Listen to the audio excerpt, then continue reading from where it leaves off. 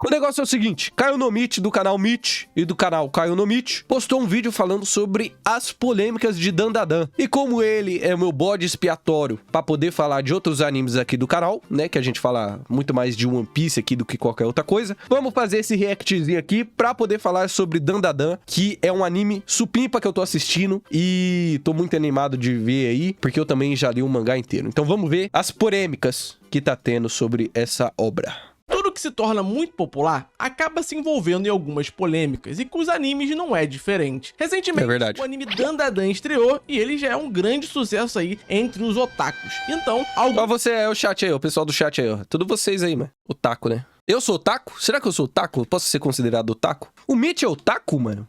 O Mitch é otaku? Eu sou otaku? O que define um otaku? Onde eles vivem? O que eles comem? Fica aí a pergunta. Umas polêmicas surgiram ao redor do anime de Dandadan e eu vou falar sobre elas nesse vídeo. Me fale. Do início, eu quero falar sobre a polêmica que teve sobre a legenda e dublagem da Netflix. Essa polêmica aí tomou conta do Twitter. O Mitch tá copiando minha trilha sonora.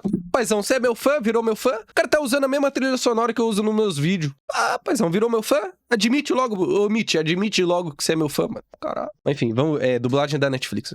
Principalmente, onde muita gente criticou uma frase utilizada pela Momo no episódio 1. Quando ela tá brigando com o namorado, ela chama ele de macho escroto, tanto na dublagem quanto na legenda. E isso fez com que algumas pessoas ficassem meio indignadas com essa dublagem. Cara, não é possível. Twitter, né? Foi no Twitter, né? Dizendo que essa é uma tentativa da Netflix de criticar e ofender os homens de alguma forma. E também tem uma questão ali de discussão sobre gênero e tudo mais. E uma galera também veio com papo de lacração e etc.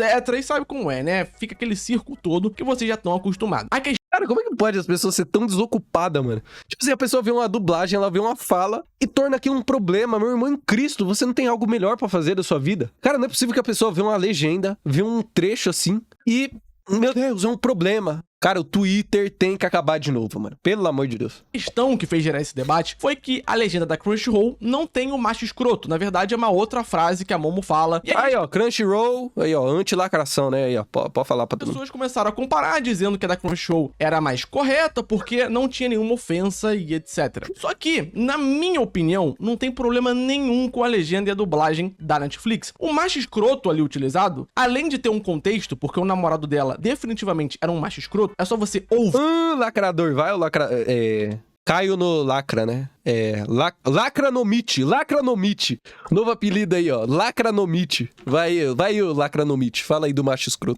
Ou ler a legenda, que você vai notar que ele não era um cara muito legal com ela. Também tem uma função ali muito interessante, que é a questão de adaptação à cultura. E é muito comum a utilização de memes na dublagem. Isso não é de hoje. E geralmente o otaku adora quando a dublagem é mais engraçadinha, ou tem algum meme, ou um sotaque diferente. Eu vejo... Mas aí quando tem um macho escroto, aí acabou, né? Aí acabou. A galera batendo palma pra um monte de anime que tem esse tipo de dublagem. Só que nesse caso específico, uma rapaziada ficou meio ofendida. Sem motivo, quem será, na né? minha opinião. Quem será? A questão ali do macho escroto não é tentar diminuir os homens ou ofender a classe masculina. Na verdade, foi só um meme. E também serviu pro contexto da situação. E o cara, logo em seguida, chama a Momo de vadia. E nem por isso eu vi gente reclamando. Sendo que ela foi ofendida ali. As mulheres, no geral, foram atacadas. E ninguém ficou fazendo chilique na internet. Então, na minha opinião, essa polêmica que surgiu, e acreditem, foi uma polêmica relevante.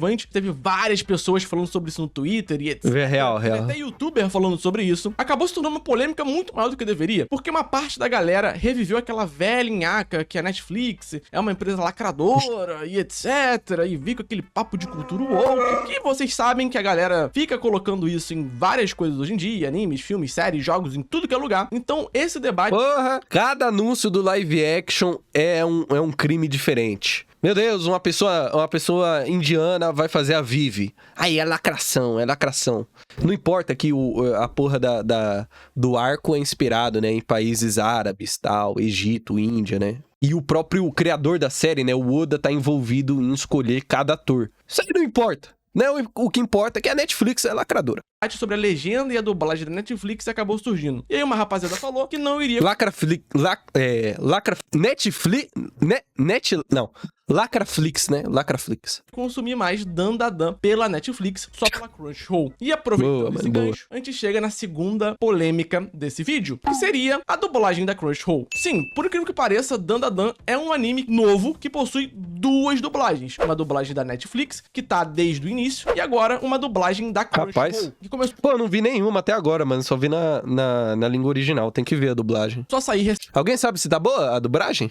Alguém sabe? recentemente. O motivo pra isso, ninguém sabe, por enquanto. Mas tem gente teorizando que foi porque a Crunchyroll notou que tinha uma lacuna no mercado, porque a Netflix estaria lançando uma dublagem que não ia de acordo com os fãs. Gente, desculpa, mas isso não tem qualquer sentido, porque pra Crunchyroll poder dublar um anime, ela teria que ter as licenças pra isso. E se ela conseguiu isso, é porque, dentro do contrato com a Netflix, foi possível fazer esse tipo de coisa. Não foi algo do nada. O chefe da Crunchyroll não olhou pra situação e falou: nossa, agora a gente vai bater na Netflix, hein? Vamos dublar o anime aqui. Não foi isso que aconteceu, mas tudo bem, vamos lá. E aí, a galera... Ah, mano, isso aí é bom, pô. É mais emprego pros dublador. Os caras já estão sendo ameaçados aí por IA. Deixa os caras trabalhar, né, mano? Pô, quanto mais, melhor. Eu vou lançar a minha dublagem de Dandadan. Quem quer participar aí, galera? Quem que vai ser o Okarun? Eu vou ser a Momo. Eu já digo aqui que eu vou ser a Momo. E vai ser bem lacradora. A minha dublagem vai ser bem lacradora. Se eles não gostaram do macho escroto, paizão, pô, vocês mal podem esperar pelo que vai ter na minha dublagem, na dublagem do Gabriel Arias, né? Você é a velha Turbo? Boa aí, ó. A Amanda vai ser a velha Turbo. Quem aí quer ser a avó da Momo? Essa aí vai ser a mais lacradora de todas. Já digo logo. Eu vou chamar o Lacronomite aí pra dublar alguma. Começou a dizer que a dublagem da Crunchyroll é melhor e mais confiável em comparação à dublagem da Netflix. E também algumas pessoas, por questão de opinião, preferiram a dublagem da Crunchyroll, dizendo que a voz dos personagens era mais semelhante ao original e dizendo que o texto era melhor e tudo mais. Só que na minha opinião, tem lacração, né? A dublagem da Crunchyroll não chega nem aos pés da dublagem da Netflix. É a primeira Rapaz? vez que encontramos um humano tão beligerante como já temos... Caraca, eu vi isso, mano. Os alienígenas com esse sotaque. Pô, essa parte... Eu só vi essa parte aqui dublada. Essa parte foi foda, mano. Da Netflix, né? Essa parte foi... Com a humanidade, faça o favor de nos dar sua banana agora. A dublagem da Netflix, ela é muito boa porque ela traz uma naturalidade para as falas dos personagens. As frases que os personagens falam e a forma que eles falam é como se fosse algo que a gente veria na vida real. Então traz uma identificação maior com as pessoas que estão assistindo. Sem contar que dublagem não é traduzir ao pé da letra. É. Na verdade, é você É adaptação, adaptar, principalmente pro contexto cultural daquele país que a dublagem tá saindo. Então, na minha opinião, a localização da dublagem da Netflix é muito melhor do que da Crunchyroll, que eu achei meio mecanizada e muito direta ao ponto. Parece uma tradução mais literal. Parece que eles pegaram a tradução da legenda, que foi feita primeiro, obviamente, e colocaram pra ser feita na dublagem, sem qualquer modificação. Não teve uma adaptação maior pra fala. E, na minha opinião, isso não ficou tão legal. Nunca havíamos visto alguém tão agressivo. Nós temos uma boa relação com os seres humanos, portanto, nos dê sua banana. As vozes dos... Não, assim, vendo assim, essa comparação direta, a da Netflix tem mais personalidade, mano. A da Netflix tem mais personalidade. E assim, vamos ser sinceros, mano, as dublagens mais icônicas do Brasil, assim, seja em anime, série, elas adaptam muita coisa aí, né, localizam, tipo, pô, a de One Piece, por exemplo, tem muita coisa assim. E, pô, desde as antigas lá, mano, o Yu Yu Hakusho é muito famoso por isso. Pô, você tem várias clássicas aí que, desde as antigas, eles adaptam e trazem coisas pra nossa realidade, né? Então, pô... Assim, não que a da Crunchyroll seja terrível, né? Mas a da Netflix, nesse caso aí, parece ter mais personalidade, né? E eu acho que aí vale mais, né? Mas a da Crunchyroll não parece estar terrível também, né? Tá dando onda, só é bom por causa da dublagem, então, né? Pô, Shrek, eu acho que Shrek é um bom exemplo. Pô, tem vários exemplos clássicos, né? Todo Mundo Odeia o Chris, né? Pô, eu não consigo assistir se não for dublado, tá ligado? Porque, pô, a dublagem é de outro nível. O que mais você tem? Pô, Dragon Ball, né? Exemplo de anime. Dragon Ball. Muita gente estranha, inclusive, né? A voz do Goku japonesa. E gosta muito mais da do Wendell. Pô, tinha muita coisa boa, mano.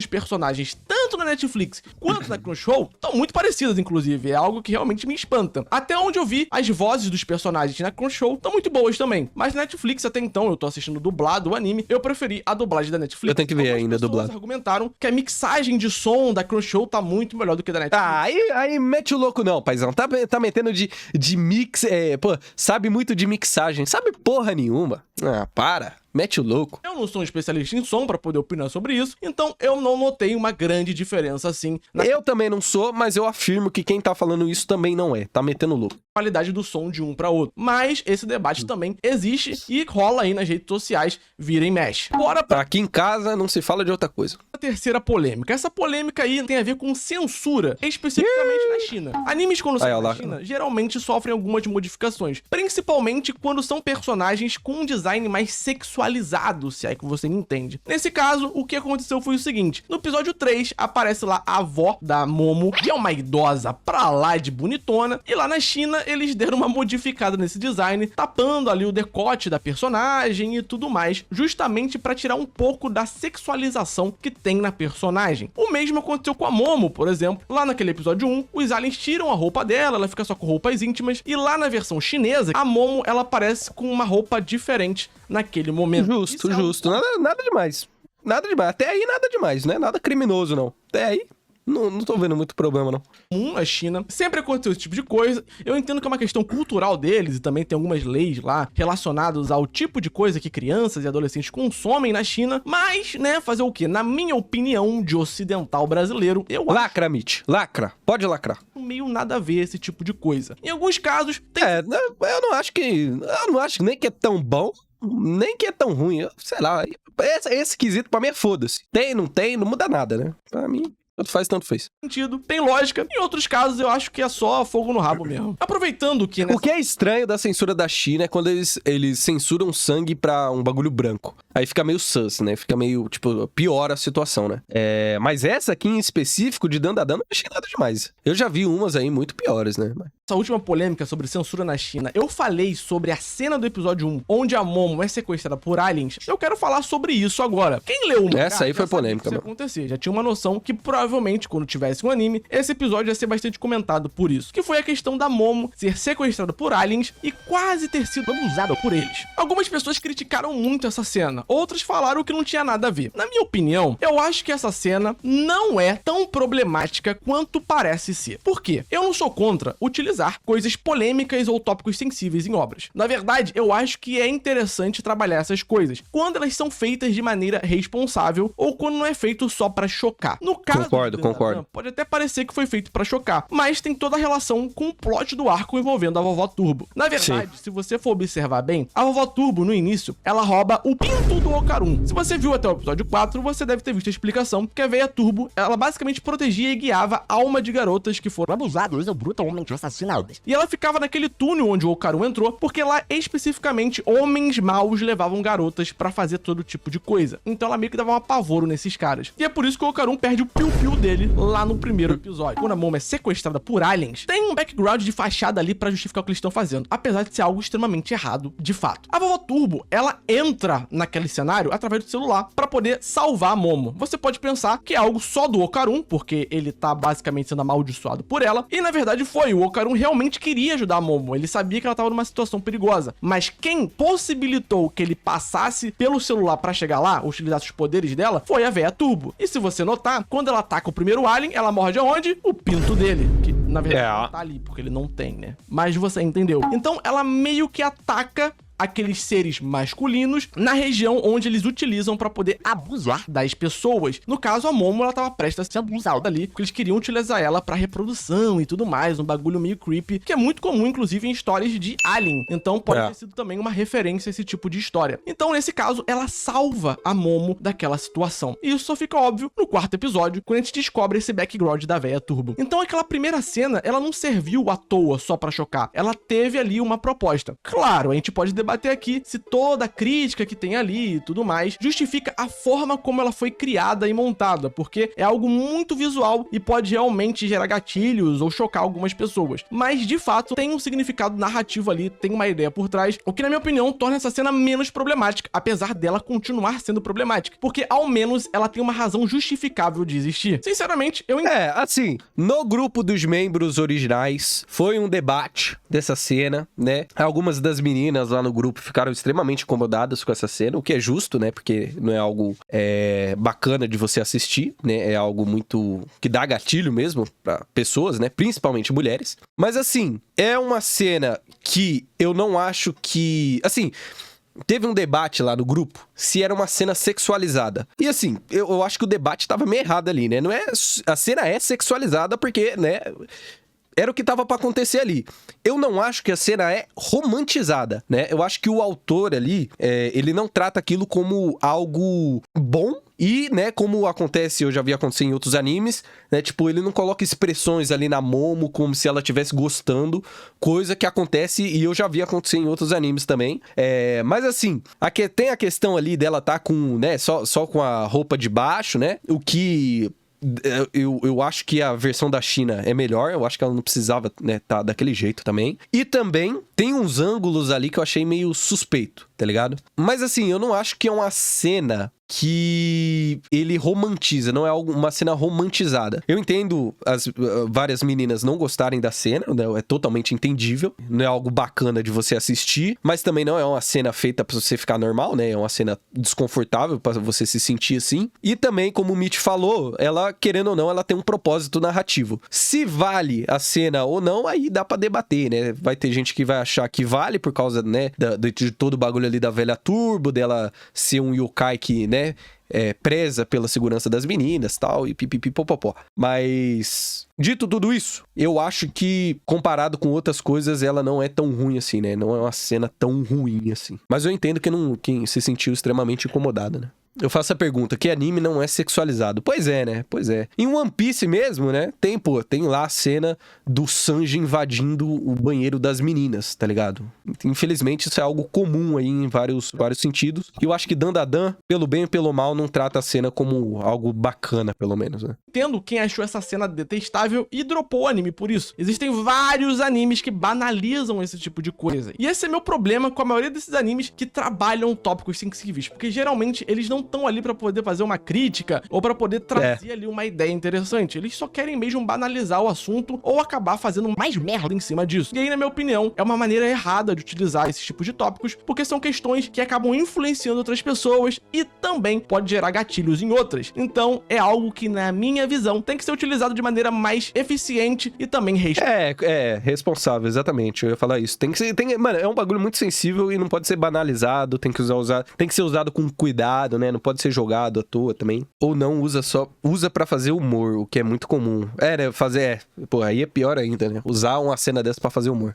Mas é foda. Tem uns anime aí criminoso que faz isso. Responsável. E aproveitando que eu falei sobre essa questão do episódio 1 e até falei um pouco sobre o background da véia Turbo no episódio 4, vamos pra próxima polêmica, porque essa polêmica envolve um animador que animou nesse episódio 4. Geralmente, quando uma pessoa anima pra um episódio de anime, ela faz uma ilustração em referência à cena que ela animou e publica no Twitter, por exemplo, porque o Twitter é muito popular no Japão e também entre animadores. Nesse caso, essa pessoa, ela fez ali a cena das mãos que capturam a Momo, lá dentro do túnel quando a véia Turbo captura ela. Só que a arte que o cara fez, basicamente, era a Momo sendo quase que que isso, cara. Aí, ó, literalmente o que eu tava falando aí de romantizar. Isso aqui, por exemplo, se tivessem feito isso aqui, aí seria muito mais problemático, tá ligado? Porque isso aqui é claramente isso aqui, de fato, é uma sexualização problemática, tá ligado?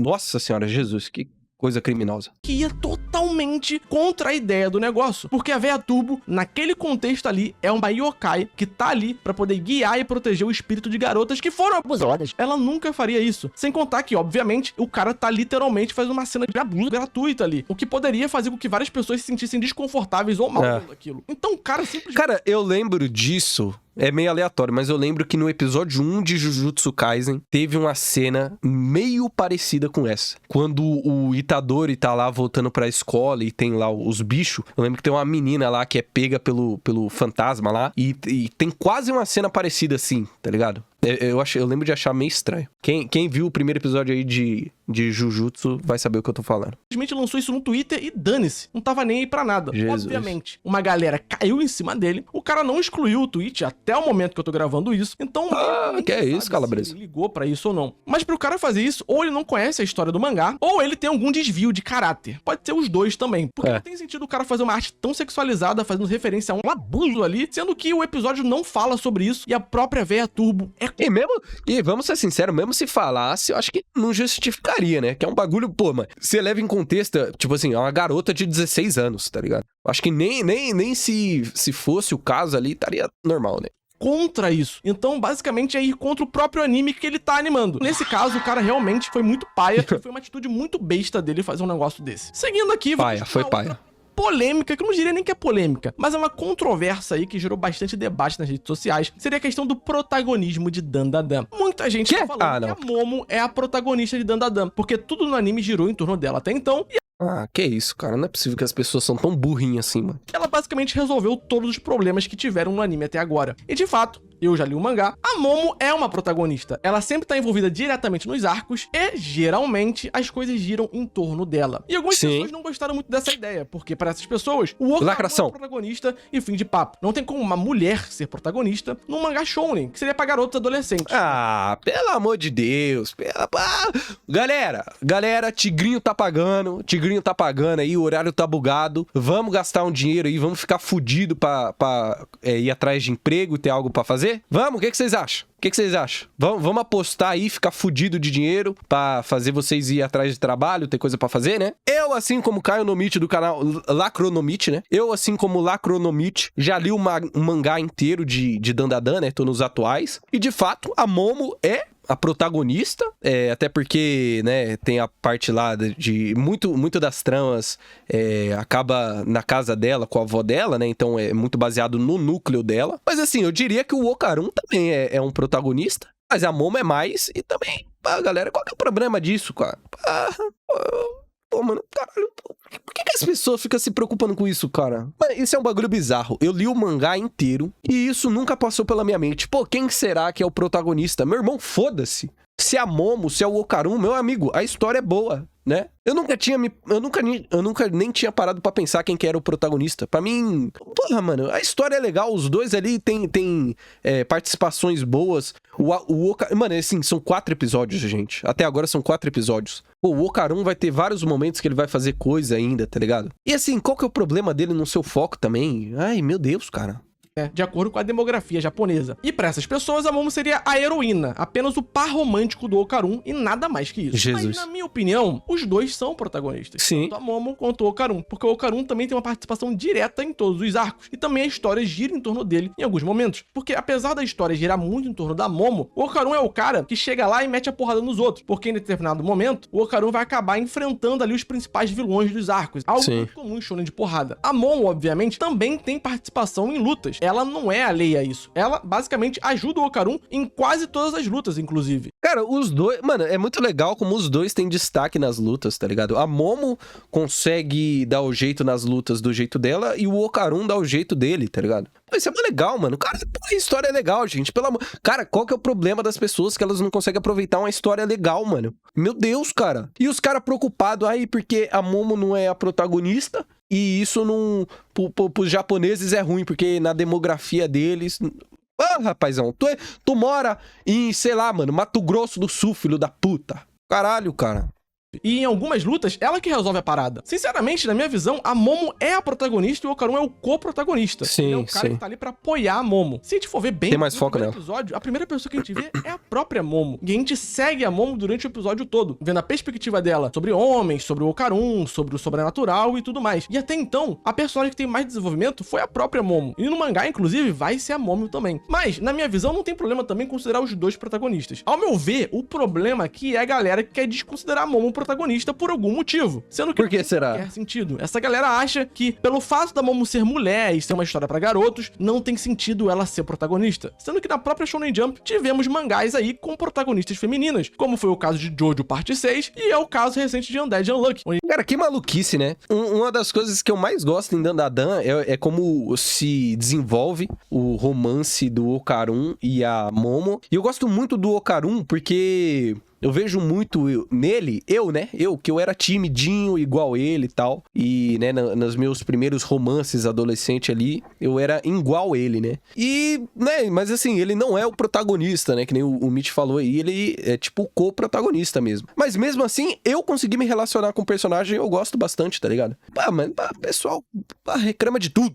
a gente tem a Fuko como protagonista e o Andy como co-protagonista. Muito parecido, inclusive, com a dinâmica que a gente tem em Dandadan. Então, meio que não tem muita lógica usar como argumento esse tipo de coisa, ao meu ver. E também a gente não precisa nem se prender, por exemplo, a Shonen Jump. Se a gente for pegar Frieren, por exemplo, que é de uma outra revista, o mangá ele tem como protagonista a Frieren. E Sousou no Frieren, por incrível que pareça, é um shounen também. Então, se apegar esse tipo de detalhe, na minha opinião, acaba sendo um pouco bobo. Tanto a Momo quanto o Okarun são protagonistas e eles podem muito bem dividir essa posição sem problema algum. Bora então para a última polêmica que teve até então de Dandadan. Foi a questão do filtro vermelho. Se você assistiu o episódio 4... Ah, é comunista, né? Comunista, lacração. Aí é Netflix, né? Comunista. Pode falar aí, realmente. Deve ter notado que foi utilizado basicamente um filtro vermelho durante todo o episódio. Isso também aconteceu em outros episódios. Especificamente É o filtro do Lula. Faz o L aí, ó.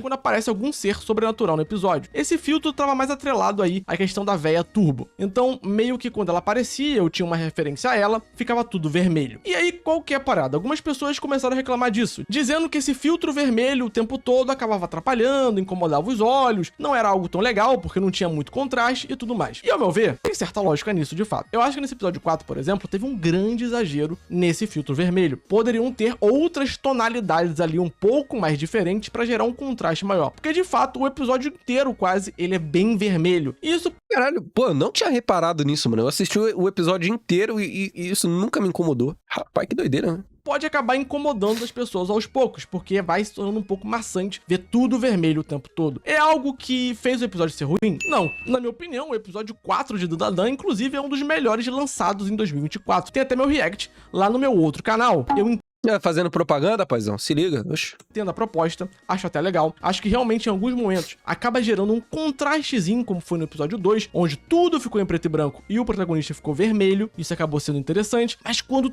tudo fica muito vermelho, sim, de fato, é algo que pode incomodar algumas pessoas. Não me incomodou tanto, mas eu entendo quem reclamou e concordo que foi bem exagerado essa utilização do filtro vermelho. Poderia ter...